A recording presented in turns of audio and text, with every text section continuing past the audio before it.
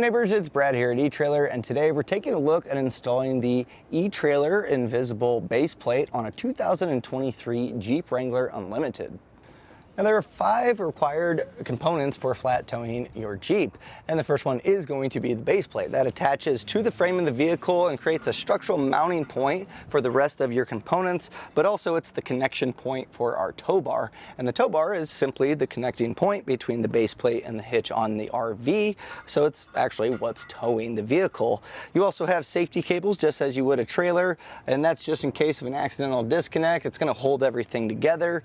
You also have your braking system breakaway switch, so in case of a unlikely but catastrophic disconnect, it's going to pull the cable, putting the brakes on the vehicle, bringing it to a slow or stop. That way it's not rolling down the highway.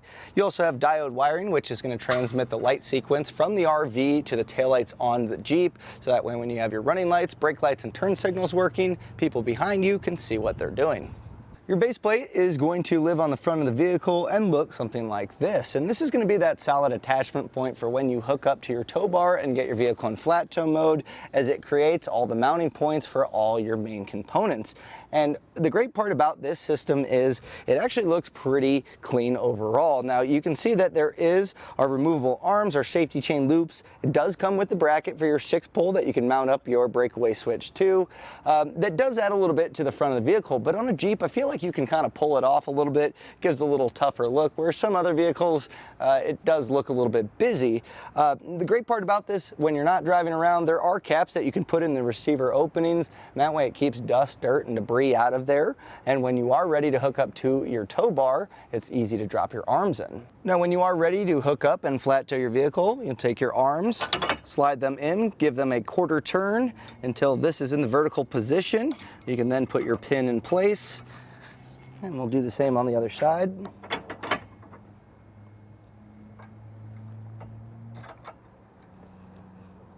Now, your base plate is a nice way to get everything hooked up by just kind of checking all the mounting points and making sure that everything's attached. I always recommend you should have an attachment point for everything that you need as far as your components. So we'll start off by our safety chain loops, which are super easy to get to and snap in place. Now, today we're using a Blue Ox tow bar, so it has the adapters for our eTrailer base plate, so it works directly with that. But if you have a Roadmaster tow bar or a different brand, you can pick up adapters that are going to work directly with your base plate. So we'll get our arms attached here to our tow bar. We'll just slide this in place and get our pin put through.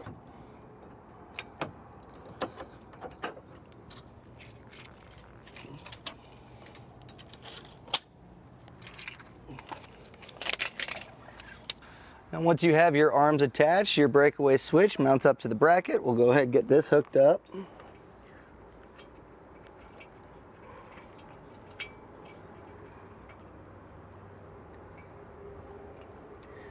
Also get our diode wiring umbilical attached. And then get our other safety chain loop up as well.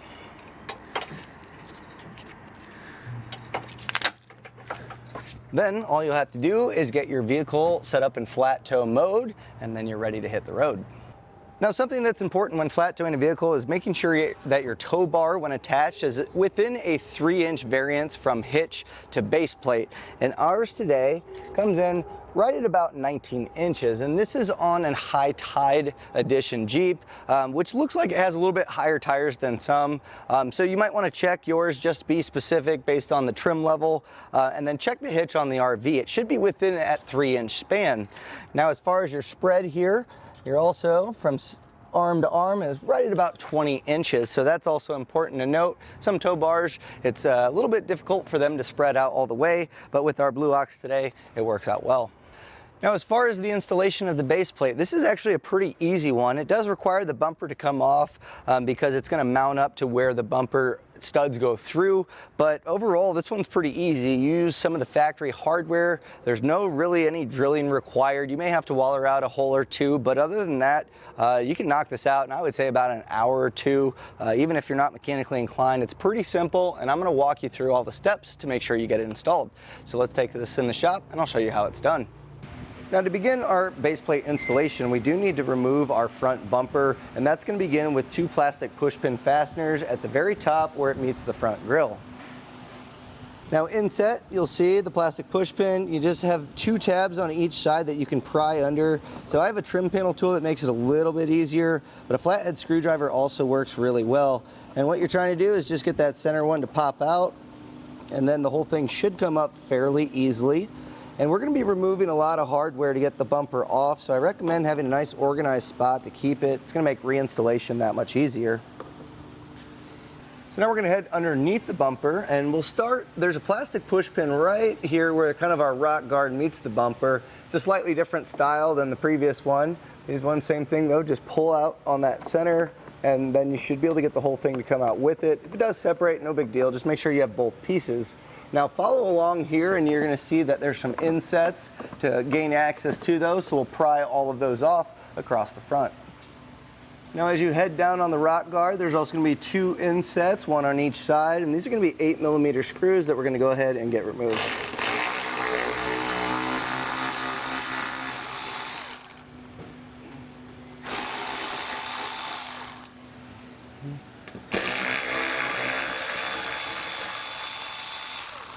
Now as soon as you get those screws out, just know that this rock guard is loose and able to come down, so we'll pull this down and set it aside.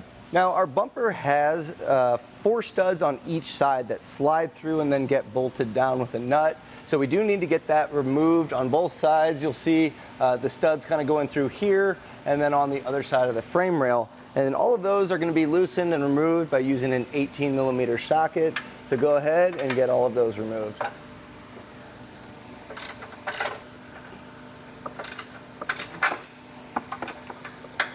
So now we need to head to the side of the frame where these brackets that kind of bolt up to the studs for our bumper, we're going to need to remove that, and we're going to have 1 on each side. 16mm socket is going to get these off, so go ahead and remove this. Now these brackets will not be reused, so you can set those aside and do whatever you want with them, but once you loosen it up a little bit, you can slide this back, get this bracket out of the way, and then we'll just go ahead and remove our bolts. Now we're getting ready to remove the bumper, so have a nice place set up to put that to keep it safe while it's off the vehicle. We are going to separate our electrical connector, and this is on the passenger frame, kind of right where we removed that bracket. So it is on a plastic kind of Christmas tree, as they call these. So if you need a little more leverage to get it to separate, you can pop that out and then just push on the tab and separate your plug. And that's going to be for the fog lamps that are on the bumper. That should be the only connection, so we'll go ahead and get our bumper removed. And then we'll set this aside. So now you're going to want to grab your large spacers, and these are going to go on the outside portion of where our bumper mount was. And to keep these in place, you can use just a piece of, I have packing tape here, but you can use duct tape. If you have time, you could glue these on, but align it with the holes here, and then with tape you can kind of keep this in place. Now we are going to want to poke some holes through this because our hardware is going to go through there, so the main thing is these just kind of stay in place. So whatever method works best for you, go ahead and get these washers set up on both sides. Now the bolts that we removed from the side of the frame to those brackets, grab those bolts. We're going to be using those to get our base plate lined up and in place. Now if you need an extra set of hands, it might help be a little less cumbersome while doing this. But what we're going to do is kind of go from the bottom side and slide this up and make it a little bit tight here. But we're just going to try to get the side hole here aligned with that, and then we're going to thread these in just to kind of keep that in place.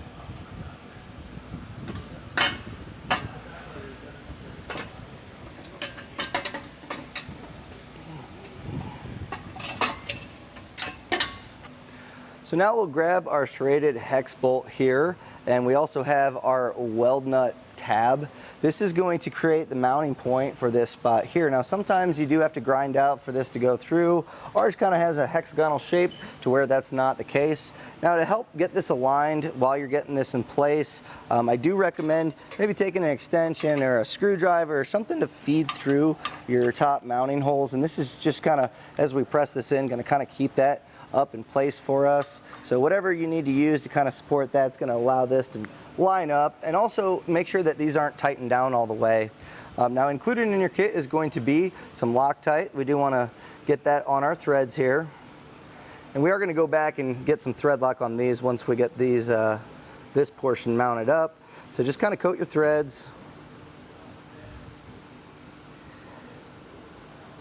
And for this portion, there's an opening that's down here, and what we're going to try to do is use our plate to slide this up and then feed our bolt through. Now, what I recommend, sometimes you get a little powder coat in the threads and it makes it hard to thread in, and you're gonna want this to go in as easy as possible. So run that through, make sure that it goes through by hand. So already I'm getting a little bit of bite, but nothing I can't clear through. If you need to, you can grab a socket or a ratchet to kind of run that through to make sure it's easy. But we'll go ahead, we'll raise this in place.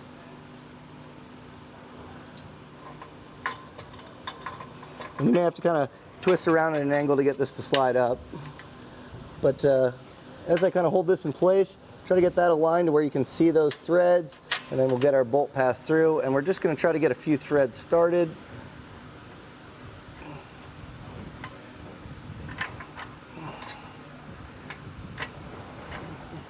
And if you can't spin the bolt by hand, you can use a 3/4 inch socket, and that can help you out a little bit while you get this started. It is kind of hard, you're blind firing here, but sooner or later you're going to get that to seat.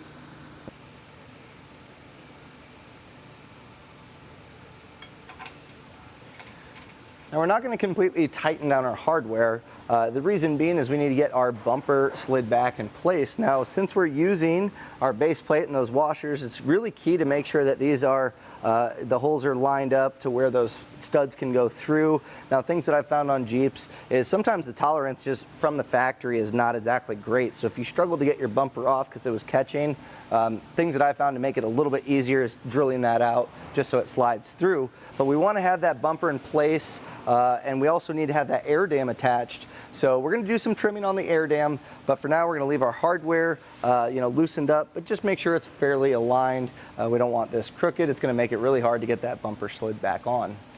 Now in the instructions, there's going to be templates that we're going to lay out, and that way we know exactly where to cut for our arms to slide through, as well as our safety chain loops. So I went ahead, cut those out, and you're going to use this kind of raised section here as the center line. So get that aligned with this. Make sure you have the proper one. If you need to eyeball it by raising it in place to make sure you have it set up properly, go ahead and do that. Now as far as cutting this out, there's a couple different ways. You can drill on each of these corners and then just run either a skill saw or just a Dremel or whatever it may be. I'm going to omit that. We use a multi-tool here, which does a really good job of getting us clean cuts. So follow along on your template. Just kind of follow those lines, get it cut out.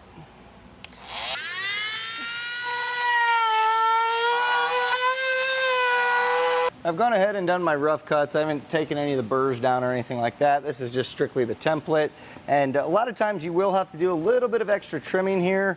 So you can see it's pretty close. But the main thing you're going to want to do is get this aligned properly and just look exactly where you need to trim, and then make those cuts as necessary until you can get this to slide over the safety chain loop and the arm assembly. Now sometimes these bolt heads can also kind of get in the way, so just kind of take your time, trim out. You can always trim a little more as necessary, but go ahead and make this to where it's going to slide over here.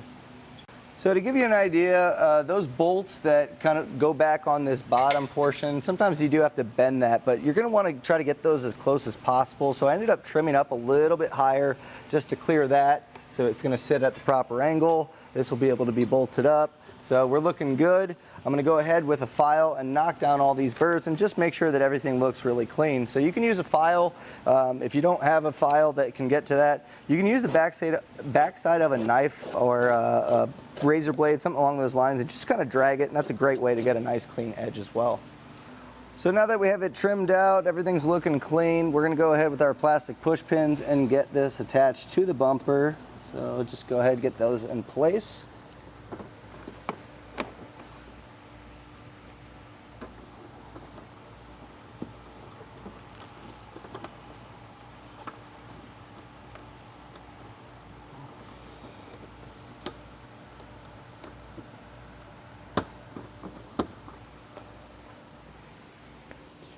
Now I do recommend mocking up your bumper and rock guard a few times. Make sure that it goes on smoothly. Best way to check the plastic push pin holes up top, that should be aligned.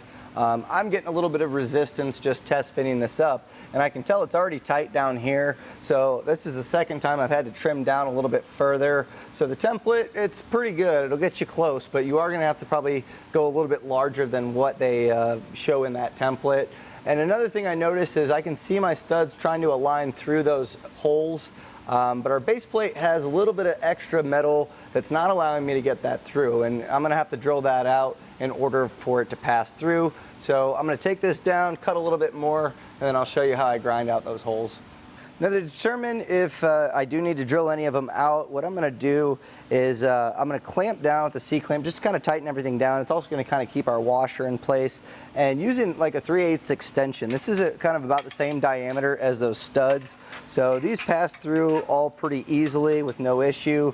The only one that I'm struggling with here is this top one where it binds up, and that's gonna be enough just to make it tricky for these studs to go through. So a burr bit or a large drill bit, just kind of running that through is gonna be a great option. It's just gonna open it up.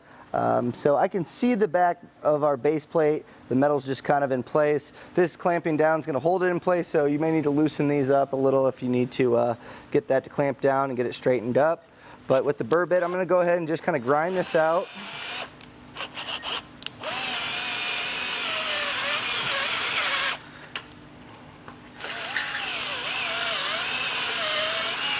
And just kind of waller it back and forth. And then just having that 3/8 extension to kind of test fit, that seems a lot better. So that should be good enough for us to get our bumper back in place. And we got this to slide on, and this is a great spot. This is where your studs are going to be. So grabbing it by the tow hooks to kind of align that in. And as I mentioned before, once this hole aligns to where you can get the plastic push pin in place, that's how you know it's drawn back all the way. So with all of our bumper bolts tightened down, we have this secure in place. We know that our base plate is at least well aligned enough. It should be nice and cinched down there where it met our factory brackets. So at this point, we're good to go ahead with our torque wrench and torque down the hardware that we put in place. You're gonna find the torque settings in the instruction manual, and the new bolt, as I mentioned previous, that we went through with that backing plate, it's gonna be a 3/4 inch socket. So go ahead and get those 2 bolts on each side torqued down properly.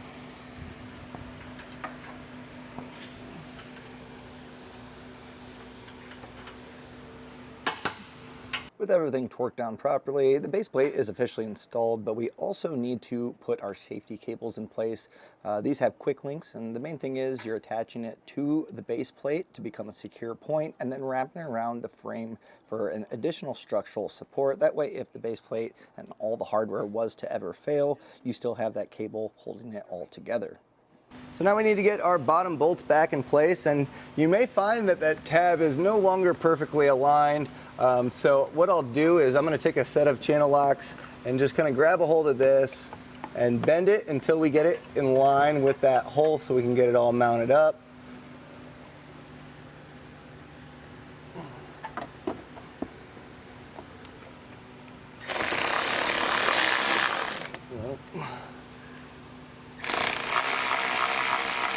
Go ahead and get your plastic push pins up top in place. So now we officially have our base plate installed, so that's a fairly easy installation to do. Chances are you are doing the rest of your flat toe components like your braking system and diode wiring. So what's really nice is they include this bracket for your 6-pole. You can also utilize this for breakaway switch and a few other, if you're doing any airlines for coach with air brakes, you can utilize this. What's really nice is it lines up pretty dang perfect with this factory hardware. So we'll go ahead and take these 2 screws out, and these are 7mm. And then we're going to get this put back up in place here. Now your wiring, there's you can choose to kind of run it up through here. It gets tight. A lot of times what we'll do is once this is in place and we have our 6-pole, you just go ahead with a step bit works really well. Drill a hole through here, or something as large as wire loom, and that way you can run it directly through, gives it a nice clean look. So if you are doing diode wiring, before you get the bracket in place, you might want to go ahead and get that drilled out. But you can use this as a reference to see roughly where it's going to be. So I went ahead, I drilled our hole to pass our wires through.